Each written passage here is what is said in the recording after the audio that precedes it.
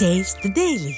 சென்னை அண்ணா பல்கலைக்கழகத்தில் மாணவி பாலியல் வன்கொடுமை செய்யப்பட்டது தொடர்பான வழக்கு விசாரணையில் தமிழக டிஜிபி தலையிடுவது ஏன் என மாணவர்கள் மற்றும் பொதுமக்கள் கேள்வி எழுப்பியுள்ளனர். அண்ணா பல்கலைக்கழக மாணவி கல்லூரி வளாகத்தில் பாலியல் வன்கொடுமை செய்யப்பட்ட சம்பவத்தில் திமுக நிர்வாகி ஞானசேகரன் பிடிபட்டார்.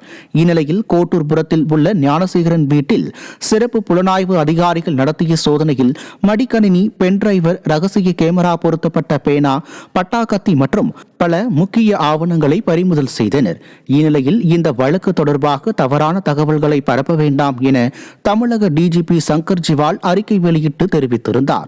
மேலும் ஆதாரமற்ற ஊக்கத்தின் அடிப்படையில் வரும் தகவல்கள் விசாரணையை பாதிக்கும் என்றும் அவர் தெரிவித்திருந்தார்.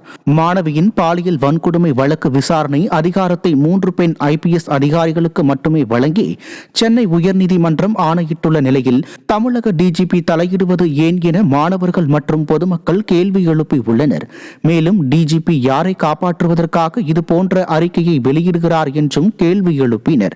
இந்த வழக்கில் அரசு அனுமதியின்றி செய்தியாளர் சந்திப்பை நடத்தி வழக்கு குறித்த முக்கிய தகவல்களை பகிர்ந்த காவல் ஆணையருக்கு கண்டனம் தெரிவித்த சென்னை உயர்நீதிமன்றம் 3 பெண் IPS அதிகாரிகள் அடங்கிய சிறப்பு புலனாய்வு குழுவை நியமித்து உத்தரவிட்டு இருந்தது குறிப்பிடத்தக்கது.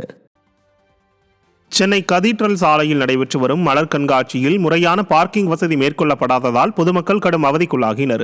கதீட்ரல் சாலையில் உள்ள செம்மொழி பூங்காவில் மலர் கண்காட்சியை விளம்பர மாடல் அரசு தொடங்கி வைத்த நிலையில் அங்கு உரிய அடிப்படை வசதிகள் இல்லாமல் பொதுமக்கள் கடும் சிரமத்திற்கு உள்ளாகினர்.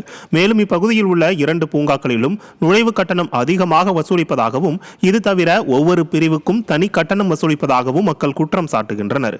அப்பகுதியில் போதுமான வாகன நிறுத்துமிட வசதி ஏற்படுத்தி தராத நிலையில் விடிய அரசின் முறையான திட்டமிடல் இன்றி செய்யப்பட்ட இந்த ஏற்பாட்டால் குழந்தைகள், முதியவர்கள் என பலரும் போக்குவரத்து நெரிசலில் சிக்கி தவித்தனர்.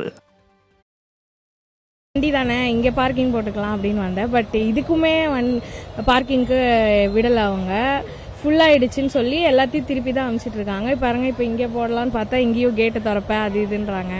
என்ன பண்ணுறதுன்னு தெரியல. திருப்பி வீட்டுக்கு தான் போகணும்னு நினைக்கிறேன். இந்த பார்க்கிங் ஃபெசிலிட்டிஸ் அரேஞ்ச் பண்ணுறது ரொம்ப மோசமாக இருக்குது சார். ரொம்ப புவராக இருக்குது. இங்கே பாருங்கள், கொஞ்சம் கேமராவை பேன் பண்ணுங்க. நடப்பாதை ஃபுல்லாக நடக்க இடம் இல்லாமல் எல்லா கடையும் அலோவ் பண்ணிக்காங்க. இவ்வளோ போலீஸ் நிற்கிறாங்க, என்ன செய்கிறாங்கன்னு எனக்கு புரியல. மற்ற இடத்துலலாம் வண்டி நின்னா உடனே போய் தூக்குறாங்க. இவ்வளோ நடப்பாத கடைகளை எப்படி அரேஞ்ச் பண்ணீங்க, எப்படி அலோவ் பண்ணீங்க இவ்வளோ இந்த மாதிரி ஒரு சுச்சுவேஷனில்? அண்ட் அட் அ டைமில் 2 பார்க்கில் எப்படி நிகழ்ச்சி இது பண்ணால், எப்படி ஹோஸ்ட் பண்ணால் எப்படி இருக்கும் சொல்லுங்கள்? இது ரொம்ப முட்டாள்தனமான செயலாக தெரியுது. ஆன்லைன் பேமெண்ட் மட்டும்தான்றாங்க. நிறைய பேர் நம்மள மாதிரி இருக்கவங்களாம் ஆன்லைன் பேமெண்ட் பண்ண முடியாதவங்களும் இருக்காங்க, தெரியாதவங்க இருப்பாங்க, ஒரு சிலவங்க ரீசார்ஜ் பண்ணாதவங்க கூட இருப்பாங்க. ஸோ இது ஆன்லைன் பேமெண்ட் கொஞ்சம் கஷ்டமா இருக்கு. அதுவும் இல்லாம எந்த ஒரு விளையாட்டு இடத்துக்கு போனாலுமே 50 rupees மினிமம்.